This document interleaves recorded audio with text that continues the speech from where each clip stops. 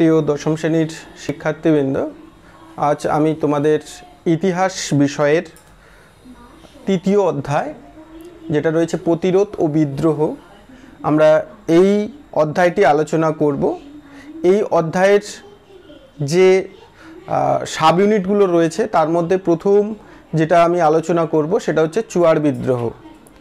মূলত আমরা এই অধ্যায়ের মধ্যে যেগুলো দেখতে পাই সেটা হচ্ছে কি না, উপজাতি সম্প্রদায় যে মানুষজন তাদের উপর কোম্পানি শাসনের যে চূড়ান্ত অবনতিগুলো দেখা দিয়েছিল বা তাদের ওপর যে নানা প্রকার অত্যাচার বা নির্যাতন শোষণ এগুলো হয়েছিল, তার প্রতিবাদে তারা কিভাবে বিদ্রোহের পথে এগিয়েছিল এবং তারা কিভাবে তাদের দাবি দাওয়া আদায়ের জন্য সামিল হয়েছিল, সেই সব বিষয় নিয়ে এই অধ্যায়ে আলোচনা করা হয়েছে।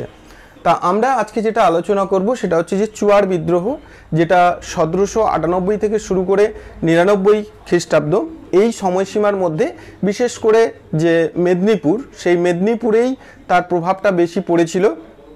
এই যে চুয়াড় বিদ্রোহ, সেই চুয়াড় বিদ্রোহের যে বৈশিষ্ট্যগুলো ছিল সেই বৈশিষ্ট্যগুলোর মূলত যে চালিকা শক্তি, সেই চালিকা শক্তির মধ্যে আমরা দেখতে পাচ্ছি কি কৃষকরা মূলত অংশগ্রহণ করেছিল। কৃষকদের একটা বড় প্রভাব ছিল এই বিদ্রোহে।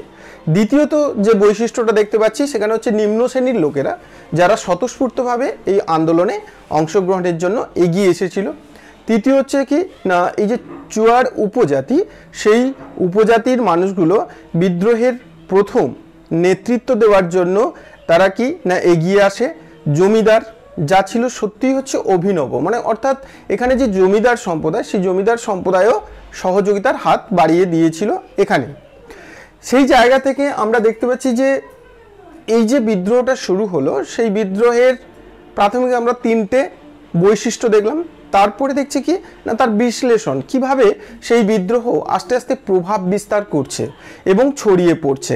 তাতে দেখা যাচ্ছে যে জঙ্গলমহলের যারা অধিবাসী, অর্থাৎ আমরা বলছি যে এই চুয়াড় সম্প্রদায় যারা হচ্ছে উপজাতি সম্প্রদায়, তারা হচ্ছে কি না জঙ্গলাকীর্ণ অঞ্চলগুলোতে প্রাকৃতিক যে বন জঙ্গল সেগুলোকে পরিষ্কার করে তারা নিজেদের বসবাসের জন্য উপযোগী করে তুলেছিল। আর পরবর্তীকালে হচ্ছে কি না, ব্রিটিশ ঔপনিবেশিক শক্তি তার উপরে যখন কর চাপাচ্ছে বা তার উপরে নানা প্রকার আইন বিধি আরোপ করছে, তখন তারা কি করছে, সেই প্রতিবাদে বিদ্রোহের পথে সামিল হচ্ছে।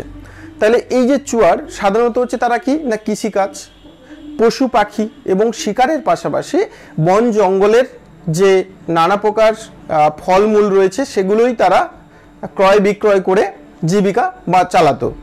এদের মধ্যে অনেকেই হচ্ছে মেদিনীপুরে তারা রানী শিরোমণি, সেই শিরোমণির নেতৃত্বে বা নিয়ন্ত্রণাধীন অধীনে তারা কি পাইক বা হচ্ছে সেনাবাহিনীর কাজ করছে এবং কাজের পরিশ্রমিক হিসাবে তারা কি পাচ্ছে না নিষ্কর জমি ভোগ করত, যার নাম ছিল কি না পাইকান জমি।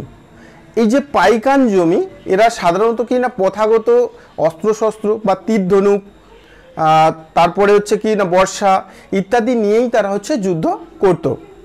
এই জায়গা থেকে 1765 খ্রিস্টাব্দ, যে 1765 খ্রিস্টাব্দে যখন ইংরেজ east India company Bangla, Bihar, Orissa দেওয়ানি লাভ করলো, সেই দেওয়ানি লাভের ফলে কি হলো না, কোম্পানি জঙ্গলমহল এলাকায় উচ্চ হারে রাজস্ব ধার্য করলো।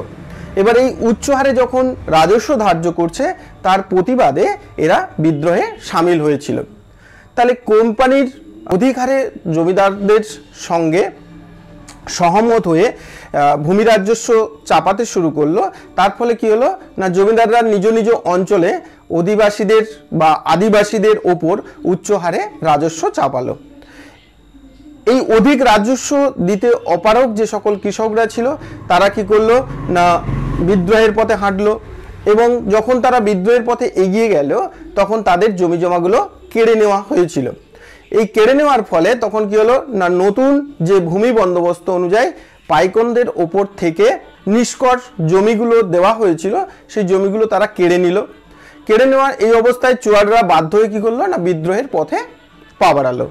এই বিদ্রোহ যখন শুরু হলো, সেই বিদ্রোহে দেখা যাচ্ছে কি না রায়পুরের যে জমিদার ছিলেন, যার হচ্ছে কি না দুর্জয় সিং, তাহলে এই দুর্জয় সিং এবং মেদিনীপুরের রানী শিরোমণি এরা কি করছে, বিদ্রোহীদের প্রতি তাদের সহানুভূতি জানিয়েছিল এবং যখন এই বিদ্রোহ শুরু হলো, সেই বিদ্রোহের নেতৃত্বের জন্য যারা এগিয়ে এসেছিলেন তার মধ্যে ছিল গোবর্ধন দিকপতি, মোহনলাল এবং লাল সিং। এই মোহনলাল বা লাল সিং তারা বিদ্রোহে নেতৃত্ব দান করছেন এবং এই নেতৃত্ব কমপক্ষে দেখা যাচ্ছে যে 30টি গ্রামে সর্দার বা পাইক সম্প্রদায়ের যে দলবদ্ধভাবে লুটপাট এবং হত্যালীলা চালিয়েছিল। তাহলে রায়পুর, বাসুদেবপুর, তারপরে হচ্ছে বলরামপুর, তমলুক, রামগড়, শালবনী প্রভৃতি অঞ্চলে বিদ্রোহীরা লড়াই শুরু করেছিল। এবার দেখা যাচ্ছে কি না, সরকার তার সেনাবাহিনীর সাহায্যে এই বিদ্রোহ দমন করে এবং বিদ্রোহীদের শেষে চুয়ারদের একাংশকে বিশেষত পুলিশের কাজ দেওয়া হয়েছিল। তাহলে তাদের জমিগুলো প্রথমে কেড়ে নেওয়া হলো, যে তাদেরকে যে পতিত জমিগুলো দেওয়া হয়েছিল, যখন রাজস্ব জোর করে চাপানো হলো, সেই রাজস্ব দিতে তারা অপারগ হওয়ার ফলে তাদের জমি কেড়ে নেওয়া হলো। এবং সেই জমি কেড়ে নেওয়াকে কেন্দ্র করে যখন বিদ্রোহের পথে এগোলো এই সকল কৃষকরা, তখন কি করলো না, ব্রিটিশ সরকার তাদের সৈন্যবাহিনী প্রয়োগ করে বিদ্রোহ দমনে এগিয়ে এলো এবং বিদ্রোহ দমন করার পর এই উপজাতি সম্প্রদায়ের মানুষকে কি করা হলো না, তাদের সেনাবাহিনীতে অর্থাৎ পুলিশের কাজে যুক্ত করা হলো এবং কম হারে যাতে রাজস্ব দেয় সেটা নির্দিষ্ট করা হলো এবং তাদের জমি কোনোভাবেই খাস জমি করে দেওয়া যাবে না, এটা উল্লেখ করা হলো। চুয়ার বিদ্রোহের প্রকৃতি সম্পর্কে যদি আমরা দেখি, সেখানে অধ্যাপক নরহরি কবিরাজ তিনি লিখেছেন যে চুয়ারদের এই বিদ্রোহ ছিল নিম্ন শ্রেণীর লোকেদের স্বতঃস্ফূর্ত অথচ ব্যাপক এক বিদ্রোহ।